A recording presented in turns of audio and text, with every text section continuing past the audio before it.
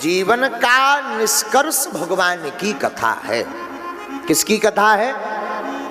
और परीक्षित जी ने भी ये माना।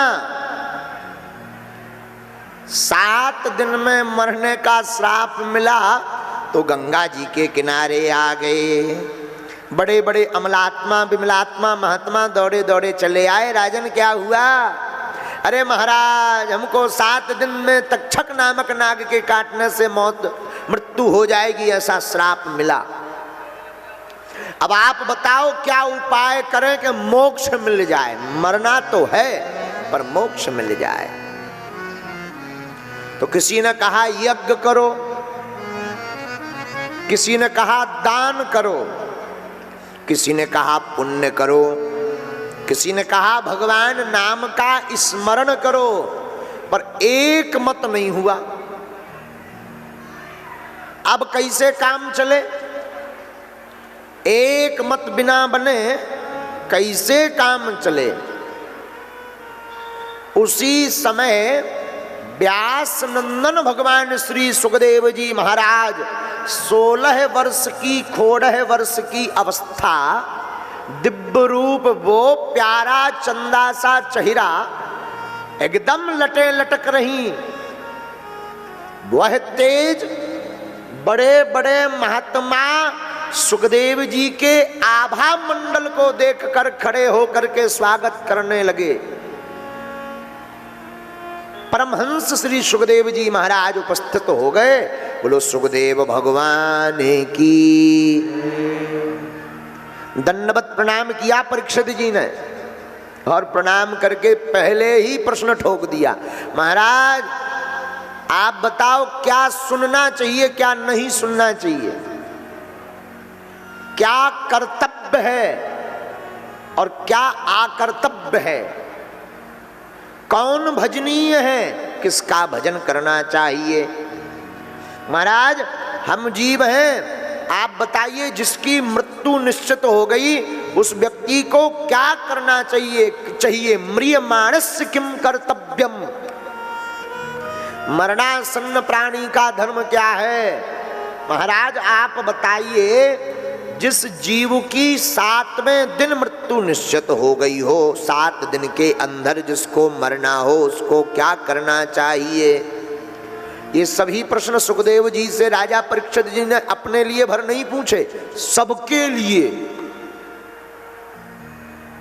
और महाराज आप कहोगे महाराज 7 दिन में मौत का श्राप तो उन्हें मिला, हम लोगों को तो मिला नहीं। भैया 7 दिन के अंदर ही सब लोग मरते हैं, चाहे मंगलवार को मरे, चाहे बुधवार को, चाहे गुरुवार को मरे या शनिवार को, मरेंगे 7 ही दिन के अंदर, 8वां नहीं है कोई। बोलो सीताराम।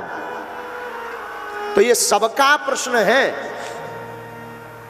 सुखदेव जी सुनकर हंसते हुए बोले, राजन जब से आए हैं दे प्रश्न के ऊपर प्रश्न, कम से कम बैठने को तो पूछो कि विराज हो, थोड़ा जलपान करो, इसके बाद प्रश्न करो। महाराज माफ करना, आप जैसे साधु गौ दोहन काल से ज्यादा टिकते नहीं हैं, इसलिए हमने इन प्रश्नों को पूछकर धृष्टता की है, परंतु क्षमा करना, आप हमारे प्रश्नों के उत्तर दे करके ही जाना। आहा, भगवान सुखदेव व्यास नंदन बड़े गदगद भये, और पहला अक्षर वा निकला, वरीयाने सते प्रश्न कृतो लोके हितो नृप आत्मविद सम्मतः पुंसाम श्रोतव्यादिषु यः परा। राजन तुमने बहुत बढ़िया प्रश्न किया। तुमने पूछा क्या श्रवणीय है, तो सुनो राजन, केवल भगवान की कथा ही सुनने योग्य है, बाकी कुछ सुनने योग्य संसार में नहीं है। तुमने कहा किसका भजन करना चाहिए, तो श्री सुखदेव जी महाराज कहते हैं, राजन उन माधव का भजन करो जिन माधव के सामने इंद्रादिक देवता हाथ जोड़े खड़े रहते हैं। राजन तुमने प्रश्न किया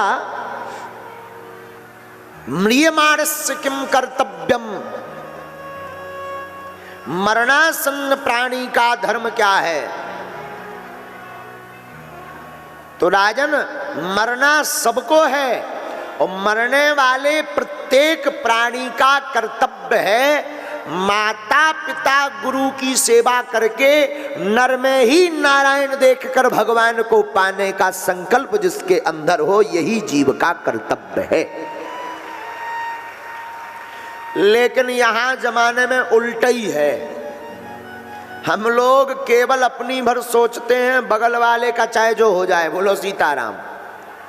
हमारे दरबार में तो ज्यादातर लोग आते हैं तो यही सोचते हैं, हनुमान जी हमाओ भर पर्चा बन जाए, बगल वालों खाली हाथ जाए। हमारा पर्चा बन जाए पर महाराज जी भले ही सोने चले जाएं, कोई दिक्कत नहीं। बोलो सीताराम। जोर से बोलो। बुरा मत मानना मेरे पागलो। तुम अपनी जिंदगी में याद रखना, जो केवल अपने लिए जीता है वो तो है दानव, जो अपने साथ साथ औरों के लिए जीता है वो है मानव। अपने लिए तो सब जीते हैं मेरे पागल। तू कुछ भी मत करना, तब भी तू अपने लिए भोजन की व्यवस्था कर लेगा। इस पूरी दुनिया में कितने लोग पागल नहीं है, पर क्या कभी तुमने भूखे मरते सुना है? अजगर करे न चाकरी, पंछी करे न काम, दास मलूका कह गए सबके दाता राम। कभी तुमने किसी अजगर को सिक्योरिटी गार्ड की नौकरी करते देखा? जवाब दीजिए, हाँ जी या ना जी। अच्छा, कभी तुमने किसी चिड़िया को किचन में बर्तन झाड़ू पोंछा करते देखा? अब भाई किसी औरत का नाम चिड़िया मत धर देना, बाकी हम तो नहीं देखे। तो अजगर करे न चाकरी, पंछी करे न काम, दास मलूका कह गए सबके दाता।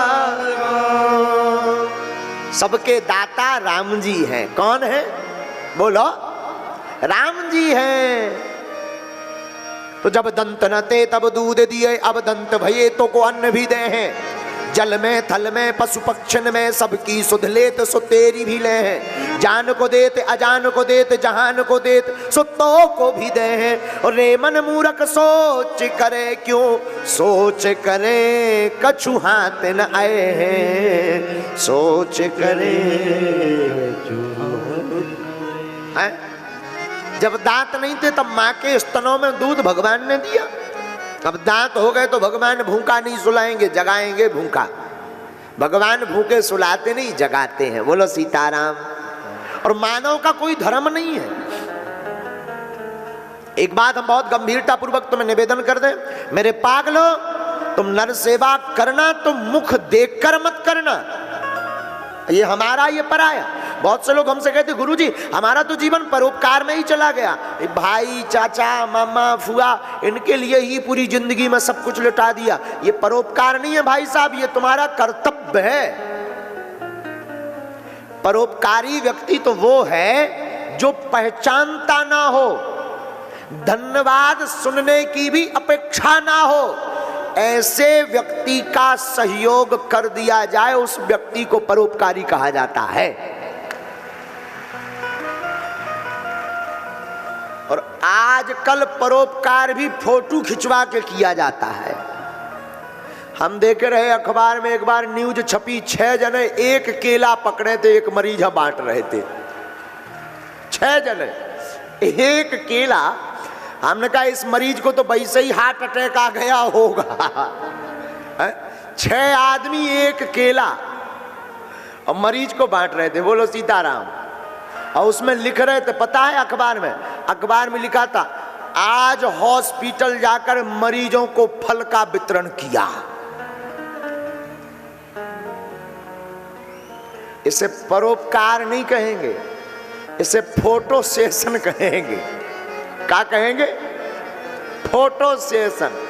कई बार नेताजी की फोटो धक्का मुक्का खा के आदमी ले लेता है, पर फोटो अपलोड क्या करता है? आज माननीय मंत्री जी से क्षेत्र के विकास पर चर्चा होती हुई।